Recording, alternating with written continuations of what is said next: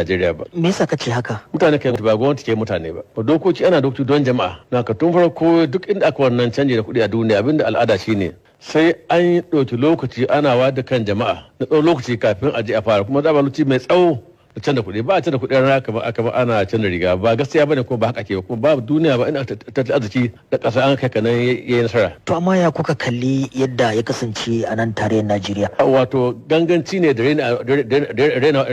da aka ta Najeriya. So Najeriya komai an ga sai a ɗauko a jiha bashi kamar amma sai kamar dabba. In ba haka ba har da farko in ba haka ba ai ba a cewa ci wata a canza kuɗi kamar ana wargin yara. Ba daidai bane bai yiwa sannan an ce akai banki ina ne banki yake sannan ka zo kuɗin bankunan kun babu su. To ko daga kun yi magana amma shi shugaban babban banki bai tsaya ainihin ya saurara ba har yanzu. Shugaban banki ai ba wata tsayana ba na shi an kai shugaban ana shugaban ana da iko faɗa ba umarni kuma dole shi ba mu na iko ba shugaban sa umarni ga abin dole kuma shi can farko sun ka an yi rihe iyakoki an mu arewa an talafa mu an tsaya mu an wanda mu an kawo canjin da kuɗi da mu ne arewa har yanzu mu ne za a tattauna ba daidai bane bai bisa ka'ida kuma ya kamata a canza kuma ya kamata president saurari ko wani jama'a ya gaggauta canza abin a ɗaga lokaci. Kamar zuwa yaushe kenan kuke son a ɗaga? Akalla ko da wata hidda ta in ba a sa shekara ba. Akwai wanda suke ganin cewar kamar abin yana da alaka da ainihin siyasa kamar ko a naku bangare ya kuka kalle shi. To shi dalle ina gan shi da niyya mara kyau don dalili ya zama bai sa President Buhari bakin jini wanda bai taɓa yi iri ne ba kuma bai damu da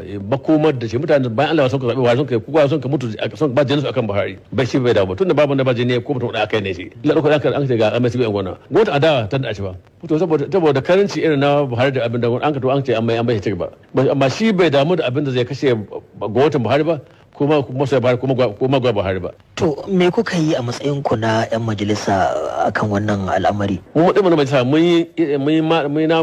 matsaya kuma mun ba leadership su kan president ga matsayin mu. Ba mun imanta president ba zai kibe matsayin mu don ya san cewa mu ne wakilan shi a sanin abin da aka yi lungu da koran ta Najeriya. To yanzu halin da ake ciki a Najeriya akasari musamman a yankin arewacin Najeriya mutane suna ta kyamar wannan kuɗin hasali zaka ga mutane suna son su sai abinci amma 'yan kasuwa ba su karɓa wannan kuɗi me za ku ci ma mutanen nan? Mutane su hakuri muna abin da muka yi hali muna kira ga wanda